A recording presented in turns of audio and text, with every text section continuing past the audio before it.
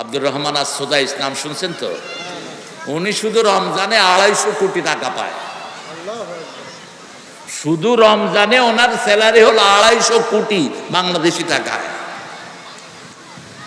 আর আমাদের বাংলাদেশের সব ইমাম মিলেওয়ালা হেফজখানার হুজুর, চেহারা দেখলে মনটা কেঁদে ওঠে। গত পরশুদিন একটা হেফজখানা উদ্বোধন করে আসলাম, গতকালকে 18 জন এতিম, 150টা পোলাপান সেখানে পড়ে, 10 জন ওস্তাদ সেখানে। হেফজখানার মোহতামিম হুজুরকে জিজ্ঞেস করলাম বেতন কবে নিয়েছেন? কয় হুজুর কবে বেতন নিয়েছি আমার মনে নাই, বাচ্চাদেরকেই চালাতে পারি না, বেতন নিব কোত্থেকে? আর টাকা টাকা, এক এক শয়তানের কাছে এত টাকা, লক্ষ লক্ষ হেফজখানা চালানো যাবে, ঠিক কিনা? কি জবাব দিবেন আল্লাহর কাছে?